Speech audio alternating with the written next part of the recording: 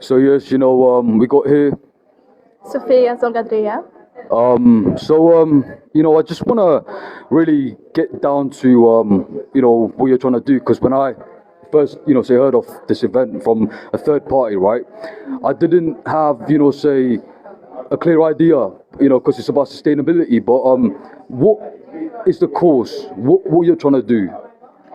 We're trying to give people of the community in London and in the UK the tools, the real practical tools, without asking them for money, for anything, to really take control of their own food cycle, to control of their own lives, really, essentially, because our food system is heavily controlled right now, and it's going into a very insecure future. So for us all to create a secure future for each of us, and also the planet is all together. Okay. So the more that you learn how to take care of your food cycle, the more that you learn how to take care of your food and yourself and take your own, just be in control really, and grow your own food, and you winning, I win, because Yeah. it's good for the planet, for Yeah. me. Yeah. So if each one of us does it, it's a win for all. Okay. So I don't lose anything if you get a plot of land and you grow and you're happy. I win from that. Can I tell you one thing, right? What I could see while you were talking about your course, because everybody has to know a reason why you're trying to do something, right? But you're happy, you're smiling. I think when you fall in love with what you're trying to do, and you're trying to raise awareness for a certain cause, right? It does have that impact with people, right? So Sophia, right? So all smiles when you were, talking about the cause, the why. I just want you to break it down. So, what moved you in the direction of, doing what you're currently doing right now, and where's the inspiration that comes from? Like, where is it, from? So our approach is to celebrate traditional cultures Okay. and traditional wisdom, and that's what Perennis, my project, stands for. It's perennial wisdom and perennial philosophy, which means that behind Where's that from? The name, is that from my?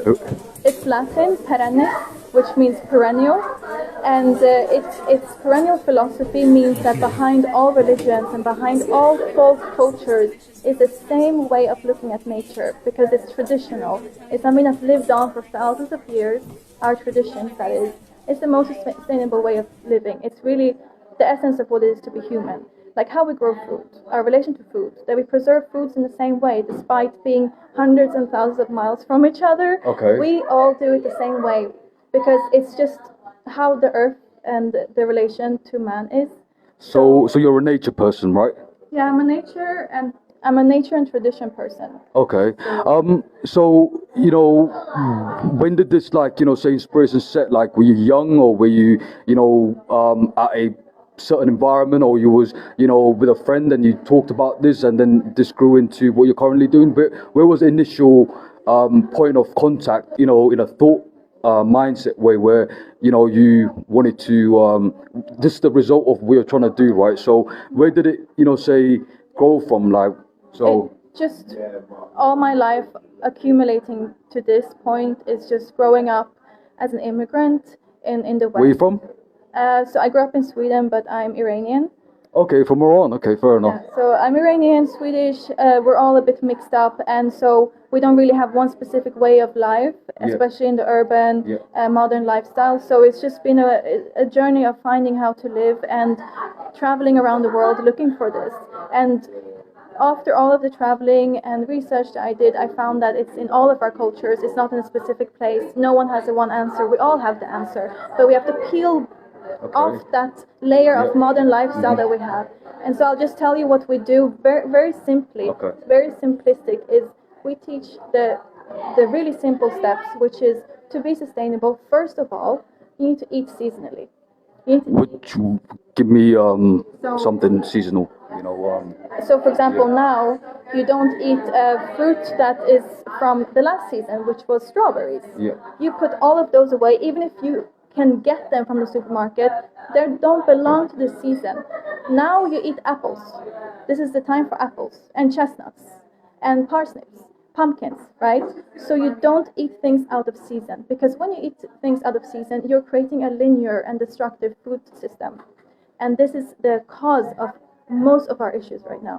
You need to eat by the season, because it also means you eat locally. It means you follow your climate. It means you feel better, and it's good for all of us. So these are the simple steps. Teach people how to eat by season, something that is actually really basic survival skills that we used to have. Everyone used to know, like your grandmother used to know this, right? Yeah, no, I'm thinking about while you're talking about your experiences and you're talking, I'm thinking about my life and reflecting back on what you're telling me. My tradition. I'm from Sri Lanka, by the way, so it's a small island next to India, right? So I'm here. I'm a refugee. I'm an immigrant. I'm an immigrant son. But yeah, no, I totally agree with you. I'm gonna just ask you like a few more questions, right? Because time is very short.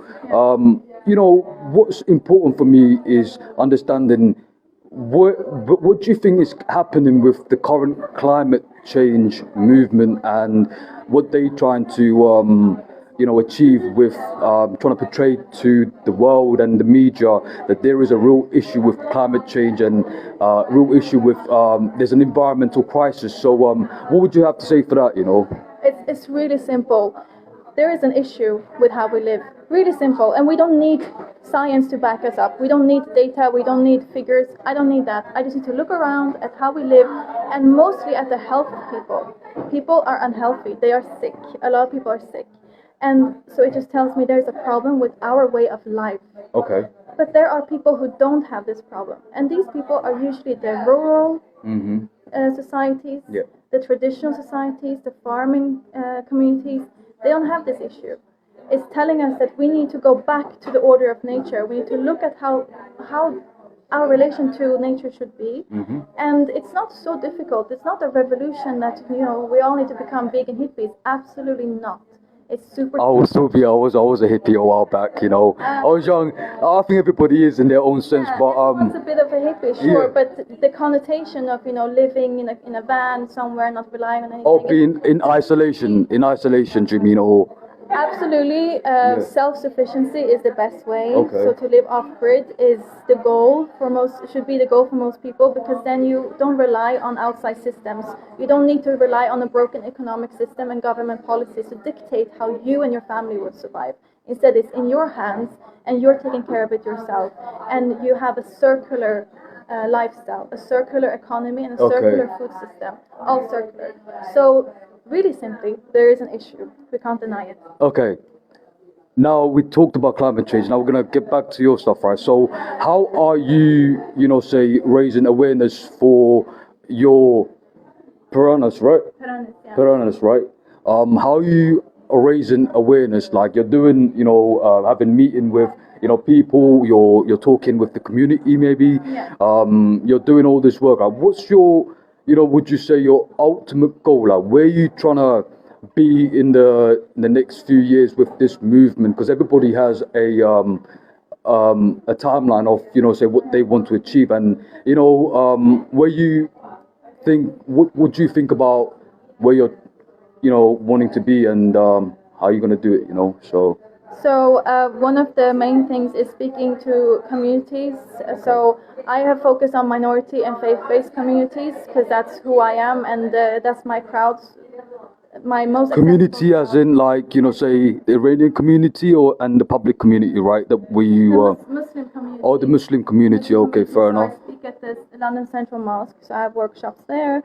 But also any other venue that I can get to. I'm invited to university, corporate events, anything. That's great. I will speak and really simply break down sustainability.